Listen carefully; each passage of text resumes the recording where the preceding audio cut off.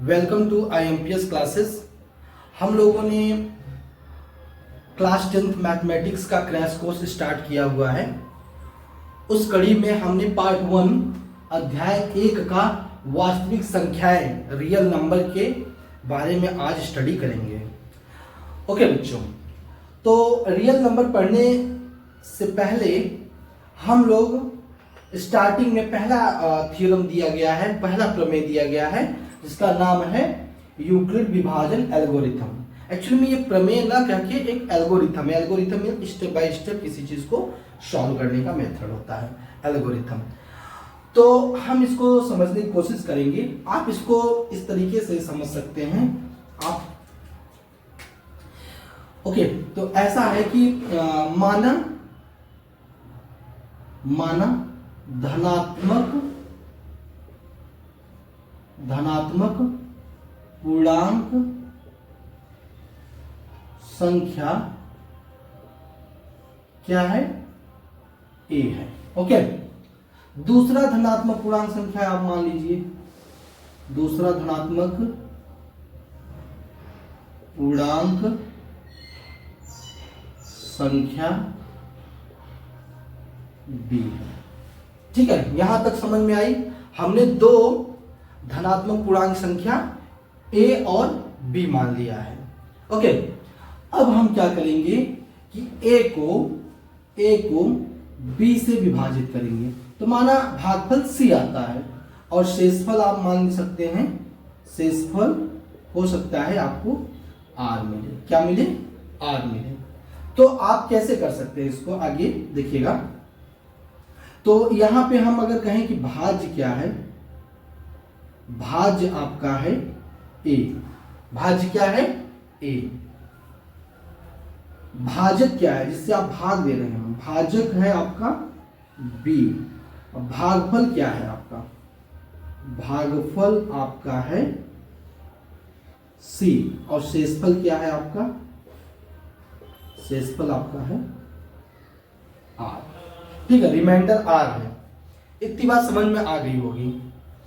अब आपको क्या करना है कि हम लोग पहले जब लॉन्ग मेथड से भागफल करते थे तो हम भाग को चेक करते थे कि ये सही है या फिर गलत है।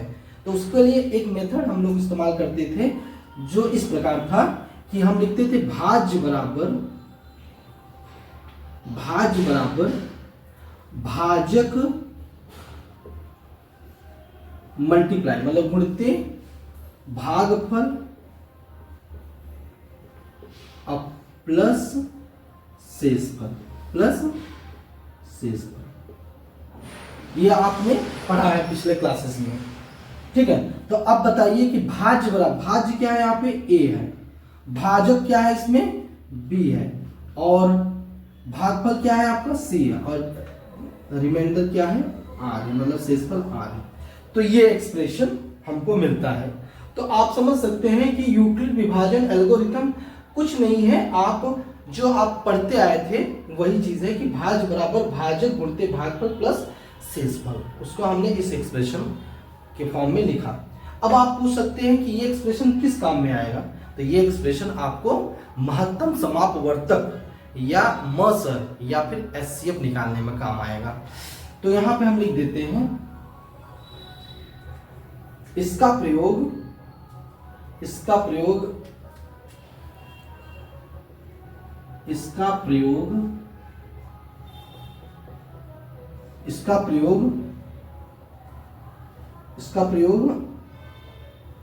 महत्तम समापवर्तक मीन्स की मस, इसी को एचसीएफ भी बोलते हैं, हाईएस्ट कॉमन फैक्टर, ज्ञात करने में करते हैं। तो आई होप बच्चों ये आपको यूक्लिड विभाजन एल्गोरिथम समझ में आ गया होगा। इसमें कुछ है नहीं, दो आपने धनात्मक पूर्णांक संख्याएं लिया ए और बी, उसको ए और बी को ए को बी से भाग दिया तो भागफल आपको सी मिल गया, और इसमें शेषफल आपने मान लिया कि r है। फिर आपने ये सारी चीजें लिखा, भाज्य a, भाजक b, भागफल c और शेषफल r। और ये आप पता ही है, ये आप लॉन्ग मेथड यूज करते थे भाग को करने में, और उसको चेक करने में हम लोग इस मेथड, इस एक्सप्रेशन का यूज करते थे कि भाज्य बराबर भाजक गुणित भागफल प्लस शेषफल, और हमको ये एक्सप्रेशन मिलता है। और ये एक्सप्रेशन का प्रयोग हम मस या फिर एचसीएफ निकालने में प्रयोग करते हैं। ओके, यूक्लिड विभाजन एल्गोरिथम के बाद हम एक प्रमेय, जो आपके चैप्टर का पहला प्रमेय है, यूक्लिड विभाजन एल्गोरिथम एक एल्गोरिथम है, वो प्रमेय आप नहीं भी कह सकते हैं, लेकिन ये प्रमेय है आपका। ये प्रमेय का लैंग्वेज दिया गया है एनसीईआरटी में, हम पहले उसको समझेंगे और इसका क्या मतलब है इसको हम समझने की कोशिश करेंगे। तो इसमें ये बताया गया कि प्रत्येक भाज्य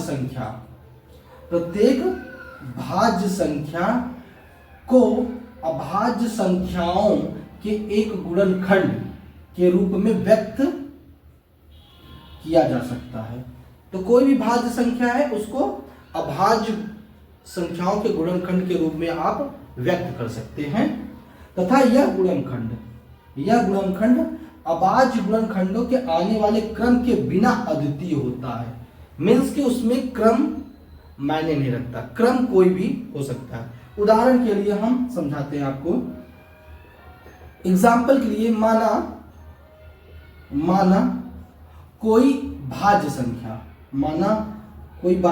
आपने मान लिया, माना भाज्य संख्या क्या है, मान लिया आपने 30 मान लिया, ठीक है। आपने कोई भाज्य संख्या 30 मान लिया। अब इसका अभाज्य गुणनखंड निकालिए, तो यहां पे लिखेंगे 30 का अभाज्य गुणनखंड क्या होगा, देखिएगा। 30 का अभाज्य गुणनखंड कैसे निकालेंगे, आपने ऐसे लाइन खींचा, ये निकालना आपको पता होगा। 30 पहले हम दो एक अभाज्य संख्या है, सबसे छोटी अभाज्य संख्या 2 ही होती है, तो 2 को हम 2 से हम भाग देंगे इसको। तो आप 2 से 30 को भाग देंगे तो 15 आएगा। फिर अब 2 से जाएगा नहीं तो हम 3 से विभाजित करेंगे, तो यहाँ पे 3 बचे 15, अब फिर 5 एकम 5, ठीक है। तो इस तरीके से आपको 30 का गुणनखंड, आपको अभाज्य गुणनखंड मिल गया कि 2 गुणित 3 गुणित 5 गुणित 1, ठीक है। तो इसमें कहा गया कि अगर अभाज्य गुणनखंडों के रूप में आपने व्यक्त किया तो उसके क्रम के बिना अद्वितीय होता है। मीन्स कि अगर आप इसका क्रम बदल दीजिए, क्रम बदलेंगे तो आपको क्या मिलेगा, आपको क्रम बदलेंगे तो मान लीजिए आपने 30 को पहले आपने 1 लिख दिया, फिर आपने 5 लिख दिया, फिर चाहे आप 2 लिख दिया, फिर आपने 3 लिख दिया, किसी भी क्रम में लिखिएगा तो इसका जब गुणनखंड करेंगे तो वापस फिर गुणा करेंगे, इसको मल्टीप्लाई करेंगे तो वापस फिर 30 ही मिलेगा। तो इसका मतलब, ये कहने का मतलब इस प्रमेय का है कि आप इसका क्रम किसी प्रकार लिखिए, ये संख्याएं जो हैं इसका क्रम किसी भी प्रकार आप बनाइए, फिर भी उसका जो गुणनफल होगा वो सेम होगा, मतलब अद्वितीय मीन्स होगा यूनिक है, मतलब उसमें कोई भी चेंजेस नहीं होगा। ओके, तो आपको आई होप ये बात समझ में आ गई होगी। ओके, तो प्यारे विद्यार्थियों, हमने अभी प्रमेय 1.1 हमने अध्ययन किया। मुझे विश्वास है कि आपको समझ में आ गया होगा। अब एक क्वेश्चन है एनसीईआरटी में, उदाहरण 1 क्या कहता है, आपको ध्यान से पढ़िएगा कि संख्याओं 4 की पावर कोई भी n संख्या है उसका विचार कीजिए जहां n एक प्राकृतिक संख्या है। प्राकृतिक संख्या जानते हैं, काउंटिंग नंबर, जो कि 1 से स्टार्ट होता है, 1 2 3 4 5 इनफाइनाइट तक जाता है। ओके, जांच कीजिए कि क्या n का कोई ऐसा मान है जिसके लिए 4 की पावर n अंक 0 पर समाप्त हो। ठीक है, तो आपको इसको सॉल्व करना है। तो आप कैसे करेंगे इसको हल, देखिएगा। हल। ठीक है, तो किसी n मान के लिए, किसी n के लिए, किसी n के लिए 4 की पावर n शून्य पर समाप्त होगा यदि, आप क्या कर सकते हैं, यदि 4 की पावर n 5 से विभाजित हो, यदि वह संख्या 5 से विभाजित हो। ओके, तो आपको एक बात समझ में आ गई होगी कि कोई भी संख्या अगर 5 से विभाजित होगा तो उसके लास्ट में 0 आएगा ही आएगा। अगर 0 नहीं है तो वो संख्या 5 से हो सकता है ना विभाजित हो। मीन्स कि आप इसमें इस पे गौर कर रहे हैं तो इसमें 5 से विभाजित होना चाहिए। ठीक है, तो 5 से विभाजित होना चाहिए। तो हम 4 की पावर n पे विचार करेंगे कि 4 की पावर n को क्या लिख सकते हैं, 2 गुणित 2 की पावर n लिख सकते हैं कि नहीं। 2 को हमने अभाज्य गुणनखंड लिख दिया, 2 गुणित 2 की होल पावर n। अब इसको आप लिख सकते हैं 2 की पावर n, तो ये हो जाएगा 2 की पावर 2n। ठीक है, तो स्पष्ट है कि इसमें सिर्फ 2 ही आएगा। 2 की पावर आप 10 लिख दीजिए तो 2 गुणित 10 बार आप लिखेंगे, तो मतलब इसमें केवल 2 आ रहा है, इसमें लिखेंगे। फिर आप लिखेंगे यहाँ पे स्पष्ट है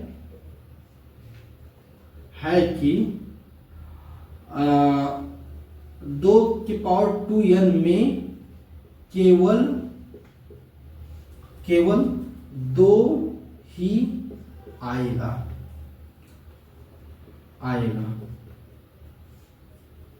अर्थात इसमें 5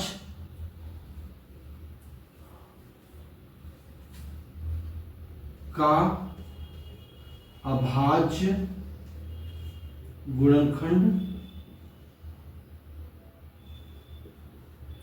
नहीं होगा।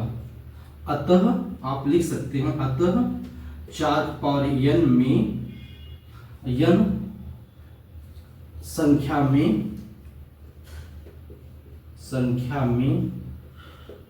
शून्य मीन्स 0 से समाप्त नहीं होगा, पर समाप्त नहीं होगा। आई होप बच्चों समझ में आ गया होगा। एक बार मैं आपको फिर से रिवाइज करा देता हूं। इसमें कुछ नहीं करना है कि आप मान लिया कोई n संख्या के लिए 4 पावर शून्य से समाप्त होगा तो उसमें एक गुणनखंड 5 आना चाहिए, अर्थात वो 5 से विभाजित होना चाहिए। तो आपने देखा कि 4 की पावर n को आपने 2 के उसका फैक्टर निकाला, उसका गुणनखंड निकाला, तो 2 गुणित 2 लिख सकते हैं। और 2 गुणित 2 2 बार आया तो 2 की पावर 2 लिख सकते हैं। और 2 की पावर 2 मतलब पावर की पावर होता है, घात की घात होता है, तो घात गुणा हो जाता है, तो 2 की पावर 2n हो गया। तो इस पे स्पष्ट हो गया कि 2 की पावर कुछ है संख्या, इसका मतलब इसमें सिर्फ 2 ही आएगा। 2 ही पूरा अभाज्य गुणनखंड देखेंगे तो उसमें सिर्फ 2 ही दिखेगा, उसमें 5 नहीं दिखेगा। तो आप कहेंगे कि वो 5 से विभाजित नहीं होता है, उसमें यहाँ पे 5 का अभाज्य गुणनखंड नहीं होगा। तो आप लिख सकते हैं अतः 4 की पावर n 0 से समाप्त नहीं होगा। ओके बच्चों, अभी हमने उदाहरण पहला सॉल्व किया एनसीईआरटी का। अब हम उदाहरण 2 पे आ गए हैं। उदाहरण 2 आपका इस प्रकार है कि उदाहरण 2 ये कहता है कि संख्याओं 6 मतलब 6 और 20 का अभाज्य गुणनखंड विधि से एचसीएफ और एलसीएम ज्ञात कीजिए। ठीक है, ये आपको बताना है। तो आप पहले क्या करेंगे कि 6 संख्या लिखेंगे। आप संख्या क्या लिखा हमने 6। अब 6 का अभाज्य गुणनखंड निकालेंगे तो 6 का अभाज्य गुणनखंड। अभाज्य गुणनखंड क्या होगा इसका, देखिएगा जैसे 6 है तो इसका हो जाएगा 2 तिहाई 6 और 3 एकम 3। तो यहाँ पे 6 का क्या हो जाएगा अभाज्य गुणनखंड 2 गुणित 3 गुणित 1। ठीक है। अब इसी प्रकार आपको 20 का निकालना पड़ेगा। संख्या 20। तो संख्या 20 का अभाज्य गुणनखंड क्या हो जाएगा, 20 का अभाज्य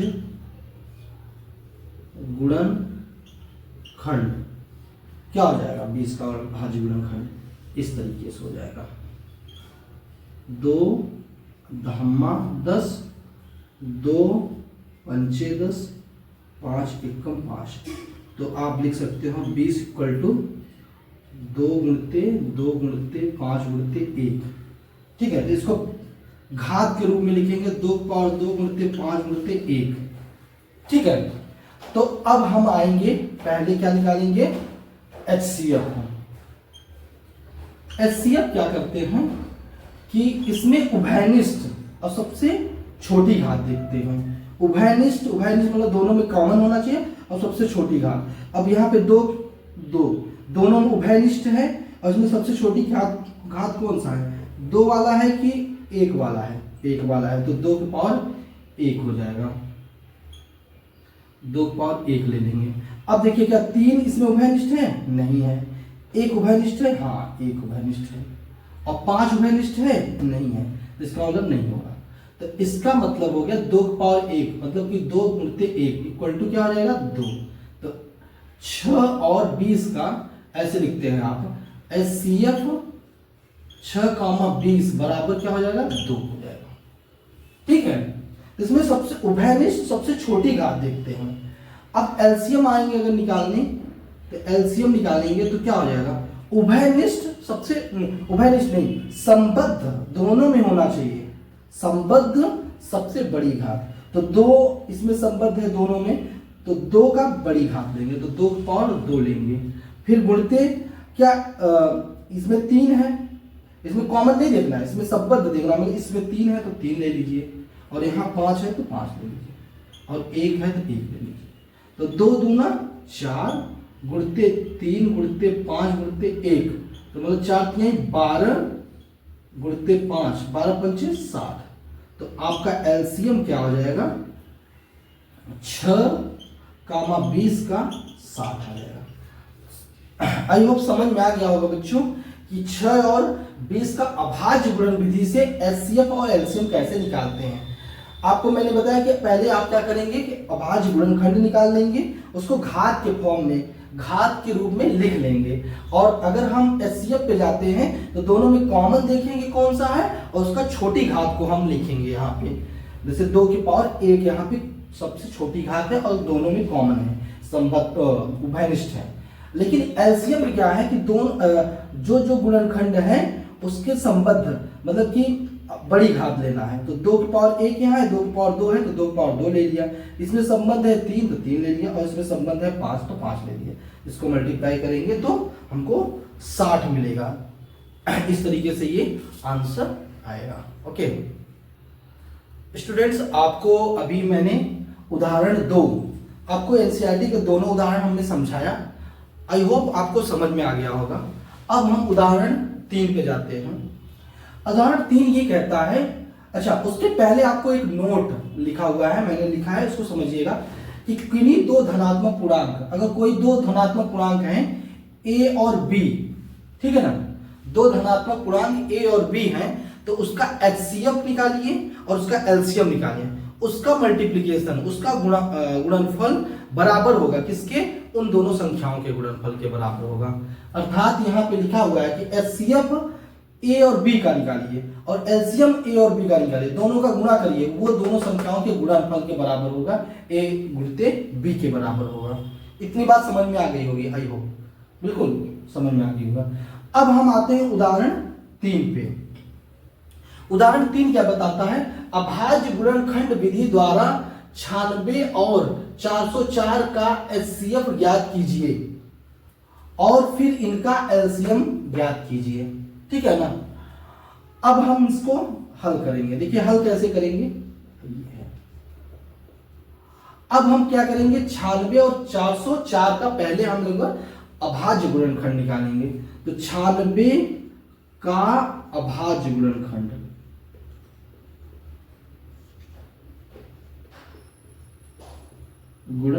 कैसे निकालेंगे देखिएगा। 96 लिखेंगे और ऐसे हम डिवाइड करेंगे। तो 2 से हम भाग देंगे तो 2 चौक 8 और 1 और 6 16 बनेगा। 2 अट्ठे 16। फिर हम 2 से करेंगे 2 दूना 4, 2 चौका 8, फिर 2 से करेंगे 2 12, फिर 2 से करेंगे 2 6 और फिर 2 से करेंगे 3 और फिर 3 से करेंगे 1। तो 96 को हम अगर गुणनखंड अभाज्य गुणनखंड विधि अभाज्य गुणनखंड लिखेंगे तो इस प्रकार लिखेंगे कि 2 गुणते 2 गुणते 1 2 3 4 5 बार है। 1 2 3 4 5 बार और फिर 3 गुणते 1। इसको आप क्या लिख सकते हैं, 2 की पावर 5 गुणते 1। ठीक है। तो इस तरीके से घात के रूप में हम लिखेंगे। अब 404 का गुणनखंड निकाल लीजिए। 404 का अभाज्य गुणनखंड देखिए कैसे निकालेंगे। 404 का जब निकालेंगे तो 404 लिखेंगे ऐसे, एक खड़ी लाइन एक पड़ी लाइन दोनों बनाएंगे। अब फिर क्या करेंगे, 2 से पहले चेक करेंगे हाँ विभाजित होगा कि नहीं। हाँ विभाजित हो रहा है। तो 2 दूना 4, फिर यहाँ पे 0 लिखेंगे, 2 दूना 4, फिर 2 से करेंगे 2 एक कम 2, 2 एक कम 2 और 101 आप अपने आप में एक अभाज्य संख्या तो 101 लिख दिया। ठीक है। तो यहाँ पे 404 को आप क्या लिख सकते हैं, 2 गुणते 2 गुणते 101 गुणते 1। यहाँ पे लिख सकते हैं 2 की पावर 2 गुणते 101 गुणते 1। तो अब हम आएंगे पहले HCF पे। HCF किसका किसका हम निकाल रहे हैं, 96 का और 404 का। तो आपको पता है मैंने बताया था कि उभयनिष्ठ गुणनखंड देखना है और फिर उसमें सबसे छोटी घात देखना है। तो उभयनिष्ठ कौन सा है, 2 उभयनिष्ठ है, लेकिन इसमें एक है 2 घात और एक है 5 घात। तो इसमें छोटी घात क्या है, 2 की पावर 2। तो यहाँ पे 2 की पावर 2 लिखा मैंने। फिर लिखा 100, यहाँ 101 है, क्या इसमें 101 है, नहीं है। यहाँ पे 3 भी है, सॉरी 3 गुणते 1 भी है। तो क्या है, नहीं। यहाँ 3 है, इसमें 3 है, नहीं है। तो इसका मतलब हो गया आपका 2 के पावर 2, मतलब कि 2 दूना 4 गुणते 1, मतलब 4 आपका एक HCF निकल जाएगा। फिर आप कह रहे हैं कि फिर आप LCM भी निकाल के दिखाइए। तो हम LCM निकालेंगे। तो मैं यहाँ पे LCM निकाल देता हूँ। LCM आप किसका निकाल रहे हैं, LCM आप निकाल रहे हैं 96 और 404 का। 96, 404 का LCM क्या हो जाएगा, देखिए इसमें क्या है कि उभयनिष्ठ सबसे बड़ी घात। तो उभयनिष्ठ सबसे बड़ी घात क्या होगा, 2 की पावर, उभयनिष्ठ नहीं सॉरी संबद्ध सबसे बड़ी घात 2 की पावर 5 लिख दिया। ठीक है। अब फिर क्या लिखेंगे, 3 लिखेंगे, संबद्ध 3 भी है और यहाँ पे 101 भी लिखेंगे। अब इसको गुणा कर दीजिएगा। 2 की पावर 5 क्या हो जाएगा, 32 हो जाएगा। ठीक है। और यहाँ पे 3 एक कम 3 0, 3 एक कम 3 303। अब यहाँ गुणा कर लीजिए, 303 ऊपर लीजिए, यहाँ 32 लिख दीजिए। यहाँ 6 0 6, यहाँ पे 3 त्रिका 9 0, 3 त्रिका 9 6 9 6 9। तो ये आ जाएगा 96। इस तरीके से आपका LCM भी मिल गया। ओके। तो आई होप ये समझ में आ गया होगा ये एक्सरसाइज, ये उदाहरण। ओके स्टूडेंट्स, आपको मैंने अभी 3 उदाहरण NCERT के हमने समझा दिए हैं। मुझे आशा है और पूर्ण विश्वास भी है कि आपको वो तीनों उदाहरण समझ में आ गए होंगे और जो इतना मैंने एक थियरी और कॉन्सेप्ट जो भी मैंने बताया अभी तक वो सब समझ में आ गया होगा। अब मैं उदाहरण 4 पे आता हूं। उदाहरण 4 कहता है कि संख्या 6, 72 और 120 का अभाज्य गुणनखंड विधि द्वारा HCF और LCM ज्ञात कीजिए। ठीक है, तो आपको HCF और LCM निकालना है अभाज्य गुणनखंड विधि द्वारा। तो 6 का अभाज्य गुणनखंड क्या होगा? 6 का अभाज्य गुणनखंड, 6 का अभाज्य गुणनखंड क्या होगा? आप निकाल लीजिए। 6 को ऐसे लिखेंगे और यहाँ पे 2 तिहाई 6, 3 एकम 3, तो 6 बराबर क्या हो जाएगा? 2 गुणित 3 गुणित 1। फिर आप अब इसके बाद आप क्या करेंगे? नेक्स्ट स्टेप 72 का अभाज्य गुणनखंड निकालेंगे। तो आप यहां लिखेंगे 72 का अभाज्य गुणनखंड। 72 का अभाज्य गुणनखंड निकालिएगा। आप ऐसे निकालेंगे, 72 लिखेंगे, यहाँ 2 तिहाई 6 और 2 6 12। ठीक है, फिर क्या करेंगे? 2 से 2 एकम 2, 2 अट्ठे 16, फिर 2 9 18, फिर 3 त्रिका 9 और फिर 3 एकम 3। ठीक है, तो क्या हो जाएगा आपका? 72 बराबर आपका हो जाएगा 2 गुणित 2 गुणित 2 गुणित 3 गुणित 3 गुणित 1। तो यहाँ पे क्या हो जाएगा? 2 1 2 3, तो 2 की पावर 3 गुणित 3 की पावर 1 2, 2 गुणित 1। यहां तक समझ में आया? अब हम 120 का गुणनखंड निकालेंगे। 120 का अभाज्य गुणनखंड का अभाज्य गुणनखंड। ठीक है ना? तो 120 का अभाज्य गुणनखंड निकालेंगे, सेम प्रोसेस है। तो आप क्या लिखेंगे? यहाँ पे लिखेंगे 120, अब यहाँ पे लिखेंगे 2 6 12, फिर 2 तिहाई, फिर 2 15, 3 5 15, 5 एकम 5। तो 120 को आप क्या लिख देंगे? 2 गुणित 2 गुणित 3 बार है 2, फिर 3 गुणित 5 गुणित 1। इसको घात के रूप में लिखेंगे तो 2 की पावर कितना हो जाएगा? 1 2 3, तो 2 की पावर 3 गुणित 3 गुणित 5 गुणित 1। तो अब आपको हम पहले क्या निकालेंगे? HCF निकालेंगे। तो HCF निकाला मैंने। HCF किसका निकाल रहे हैं हम? 6 का निकाल रहे हैं, कॉमा 6 का निकाला, कॉमा 72 का, कॉमा 120, ऐसे लिखेंगे बराबर। अब इसमें हमको देखना होगा उभयनिष्ठ गुणनखंड और सबसे कम घात वाले का। तो सबसे छोटी घात का क्या है? पहले उभयनिष्ठ लिखेंगे, 2 इसमें भी है, 2 इसमें भी है, 2 इसमें भी है। अब इनमें सबसे छोटी कौन सा है? 2 की पावर 1 है, तो 2 की पावर 1 लिखेंगे हम गुणते। अब उभयनिष्ठ दूसरा देखेंगे, 3 इसमें भी है, 3 इसमें भी है, 3 इसमें भी है, लेकिन सबसे छोटी कौन सा घात है? 1 वाला, तो 3 की पावर 1 लिखेंगे। फिर हम देखेंगे कि 1 है, अब 5 भी सब उभयनिष्ठ नहीं है तो हम इतना ही लेंगे, फिर 1 आ जाएगा। तो 2 गुणित 3 गुणित 1, मतलब कि 2 3 6। आपका HCF क्या आ जाएगा? आपका HCF ऐसे लिखते हैं ना पूरा, HCF 6 कामा 72 कामा 120 बराबर 6। समझ में आ गया होगा? ठीक है, ये बात आ गई। अब LCM निकालिए। LCM क्या हो जाएगा? LCM किसका निकाल रहे हैं हम? वही 6 कामा 72 कामा 120 का। क्या हो जाएगा बताइए? इसमें हम देखते हैं कि संबद्ध सबसे बड़ी घात। तो संबद्ध सबसे बड़ी घात क्या है? 2 2 2, तो 2 की पावर 3 सबसे बड़ी घात है, 2 की पावर 3 होने लगी। फिर हमने देखा 3 3 3, तो इसमें सबसे बड़ी घात 3 की पावर 2 है, 3 की पावर 2 लिख दिया। फिर लिखा हमने, अब इसमें है ही नहीं कोई, इसमें खत्म। अब इसमें 5 है तो यहाँ 5, अब गुणित 1। ठीक है, यहां तक समझ में आ गया? तो क्या हो जाएगा? ये 8 हो जाएगा और ये 9 हो जाएगा और ये हो गया 5। 8 पंचे 40 और 4 9 36, तो 360 आ जाएगा। तो LCM आपका क्या आ गया? LCM किसका? 6 का, 72 का और 120 का, कितना आ गया? 360। ठीक है, आई होप हमने जितना अभी तक अध्याय 1 का पार्ट 1 वीडियो में जितनी चीजें हमने बताई वो आपको समझ में आ गई होगी। Okay, thank you. स्टूडेंट्स, हमने अभी एक क्वेश्चन सॉल्व किया था कि तीन संख्याओं का हमने एचसीएफ निकाला और एलसीएम निकाला।